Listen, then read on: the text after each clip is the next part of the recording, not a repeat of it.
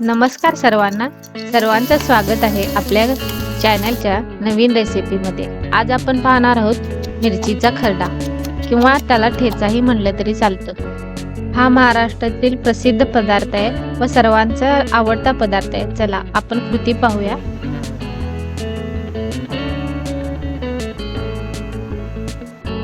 सर्वात प्रथम आपण एका कढईमध्ये 2 चमचे तेल घेतलं आहे। त्यामध्ये आपण 10 ते 15 मिरच्या भाजून घेणार आहोत। मिरच्या चांगल्या भाजून घ्यायच्या आहेत आपल्याला, त्याला चट्टे पडले पाहिजेत, मग आपली मिरची भाजली हे कळते।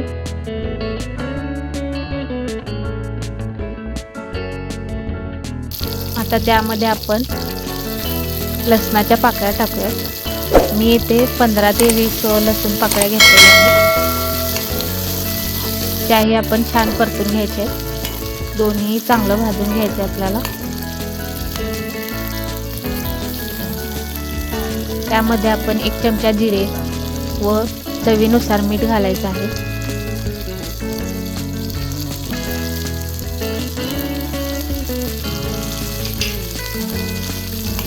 तेही आपण मिक्स करून घ्यायचं व चांगलं भाजू द्यायचं।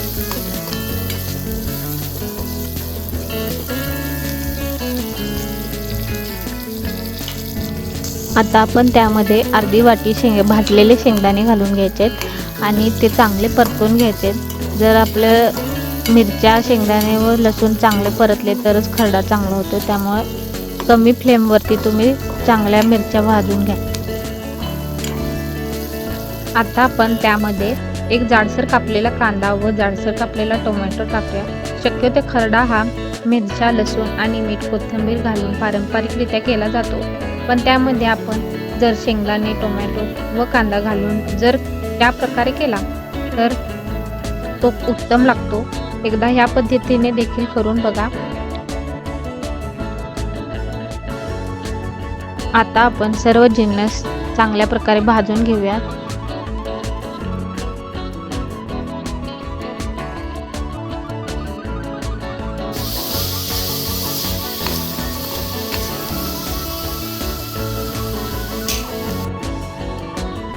आता आपले सर्व जिन्नस चांगले भाजले आहेत। आता आपण त्यामध्ये कोथिंबीर टाकूयात। कोथिंबीर आधी टाकली नाही कारण की ती काळी पडते।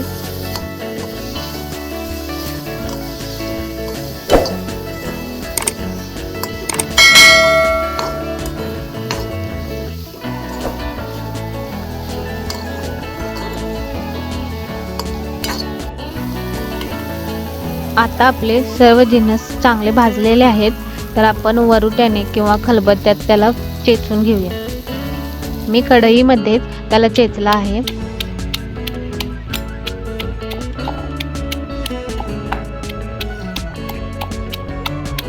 दाखवल्याप्रमाणे सर्व जिन्नस आपण चेचून घेऊयात। खरडा आपल्याला ओबडधोबडच चेचून घ्यायचा आहे, जास्त बारीक पेस्ट करायची नाही आहे त्याची। आपला मस्त मिरचीचा खरडा तयार आहे। माझ्या पद्धतीप्रमाणे एकदा तुम्ही नक्की करून बघा व घरातल्यांना खायला घाला। आणि हा व्हिडिओ जर आवडला असेल तर चॅनलला नक्की सबस्क्राईब करा, लाईक करा व व्हिडिओ शेअर करा। आणि नवनवीन रेसिपीसाठी बेल आयकॉन दाबायला विसरू नका। थँक्यू।